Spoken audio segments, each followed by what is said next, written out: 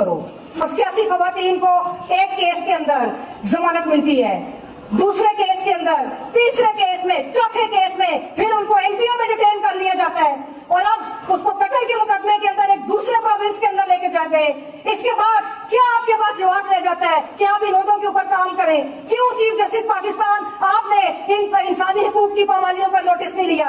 تو کیا اس طرح اسی طرح آپ چاہتے ہیں کہ اس کا ٹرائل کوئی نہ دیکھے اور اس کو خفیہ عدالت کے اندر اسی طرح تاریخ پر نظر ڈالیں جب بھٹو کے خلاف آپ نے ان کو گواہ کریٹ کیے اور آپ نے کیا وہ تھا مسعود خان, جو اسی طرح جو پریکٹس اینڈ پروسیجر ایکٹ ہے اس کو بنا کے جن سپریم کورٹ کی روایات کو کمال کر کے انصاف کا قتل کیا جا رہا ہے, اس کی بھی مثال ہمیں نہیں ملتی. سابق وزیر اعظم عمران خان نے ایک خط لکھا تھا جسٹس فائز عیسیٰ کو, اور انہوں نے اپنی جماعت کے حوالے سے, پولیٹیکل وکٹمائزیشن کے حوالے سے اپنے جو بھی ان کے اپنے حقوق کا تحفظ مانگا تھا سپریم کورٹ سے, لیکن جسٹس فائز عیسیٰ آپ نے اس کو جواب دے دیا. تو کیا ایک سابق وزیر اعظم یا کوئی بھی شہری جو اپنے حقوق کا تحفظ چاہتا ہے, کیا وہ سپریم کورٹ کے چیف جسٹس کو نہیں خط لکھے گا؟ کیا وہ آرمی چیف کو خط لکھے گا؟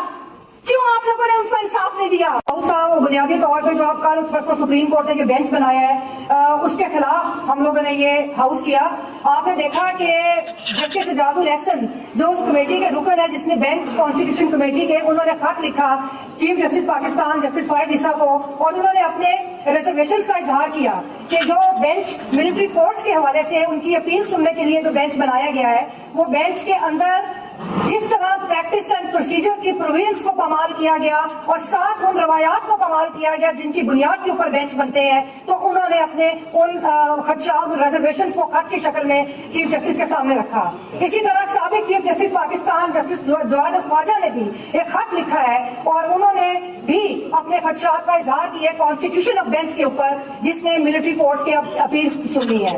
دیکھیے بڑے افسوس کے ساتھ کہنا پڑتا ہے کہ پاکستان کے اندر جو بینچز کی سیاست ہے اس نے ایسے ایسے گھاؤ لگائے ہیں پاکستان کے اندر, ایسے ایسے گھاؤ لگائے ہیں کہ ہمارا جو پاکستان ہے, ہمارا سماج ہے, اس کو ناقابل تلافی نقصان پہنچا.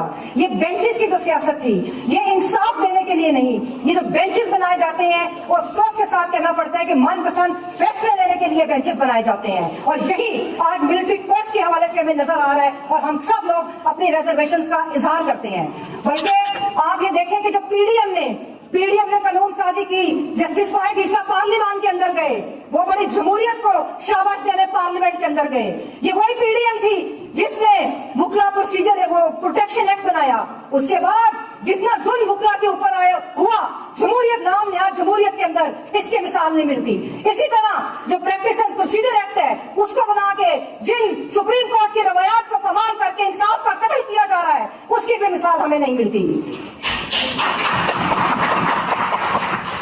ابھی چند دن پہلے سابق وزیر اعظم عمران خان نے ایک خط لکھا تھا جسٹس فائز عیسیٰ کو, اور انہوں نے اپنی جماعت کے حوالے سے, پولیٹیکل وکٹمائزیشن کے حوالے سے اپنے جو بھی ان کے اپنے حقوق کا تحفظ مانگا تھا سپریم کورٹ سے, لیکن جسٹس فائز عیسیٰ آپ نے اس کو جواب دے دیا. تو کیا ایک سابق وزیر اعظم یا کوئی بھی شہری جو اپنے حقوق کا تحفظ چاہتا ہے, کیا وہ سپریم کورٹ کے چیف جسٹس کو نہیں خط لکھے گا؟ کیا وہ آرمی چیف کو خط لکھے گا؟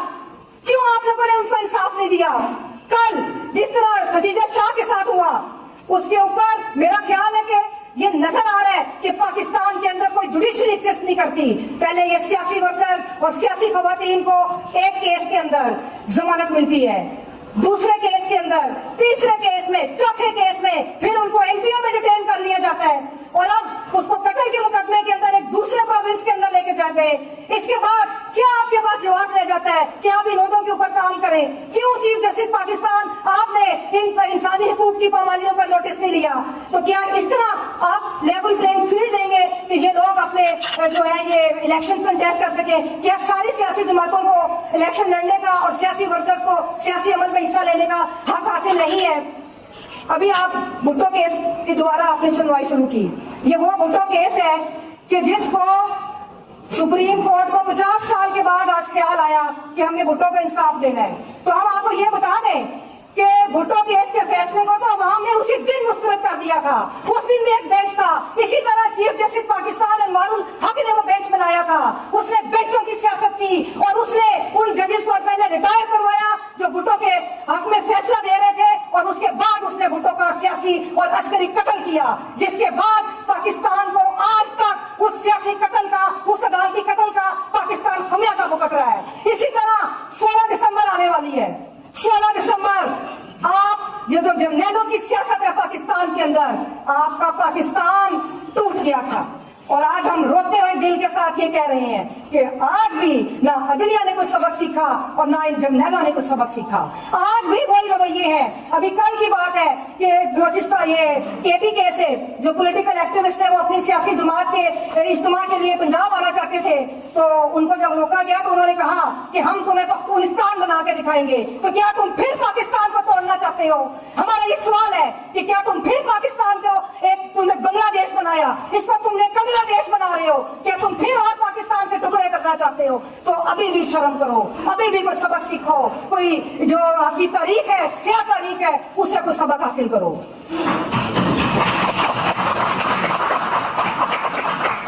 कल जी यही बात अब होने लगी है। कल एक और वाकया हुआ कि बलूचिस्तान हाई कोर्ट के अंदर पता चला, डिवीजन बेंच बैठा था कि एक केस के अंदर बलूचिस्तान कैंट में कोई नोटिस की किसी केस में तामील कराने के लिए गए, तो अदालती एहलकारों को रोक दिया कि आप उधर कैंट में दाखिल नहीं हो सकते।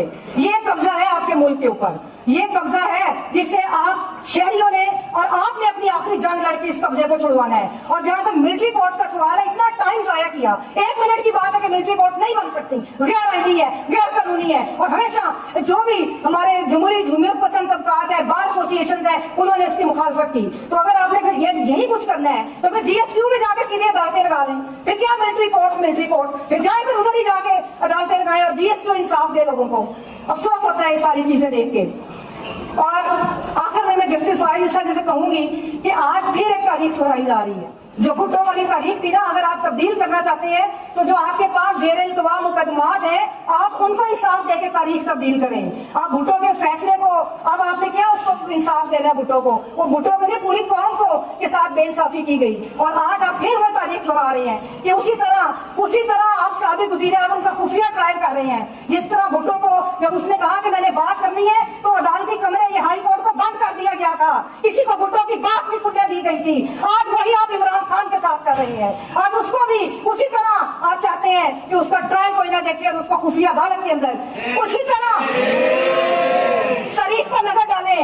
जब भुट्टो के खिलाफ आपने उनको गवाह क्रिएट किए और आपने क्या वो था मसूद खान जो इंटेलिजेंस एजेंसी का सरबराह था, आपने उसको 2 बार अगवा किया।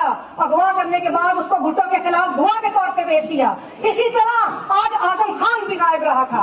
आपको याद होगा कि वो भी आजम खान को गायब किया गया और फिर आज के साबिक वजीर आजम के खिलाफ इस तरह की गवाहियां तराशी गई। और भुट्टो ने, आपको याद है क्या कहा था? जस्टिस फाइज ईसा और तमाम अदलिया के जजेस को मैं ये बताना चाहती हूँ कि जब भुट्टो इस हाई कोर्ट में अपनी प्रोसीडिंग्स के बाहर निकले थे तो उन्होंने कहा था नो कोर्ट। भुट्टो ने कहा था no court no justice, thank you Jimmy Carter. और हमें दिल खून के आंसू रोता है, मुझे आज भुट्टो याद आ रहा है, मेरा दिल खून के आंसू रो रहा है जो कहता था no court no justice, thank you Jimmy Carter. तो क्या आप लोग, ये जुडिशरी ये चाहती है कि कल इमरान खान ये कहे no court no justice, thank you chief justice? और इस तारीख को बचा लो, अभी भी वक्त है, पाकिस्तान को बचा लो। बहुत शुक्रिया।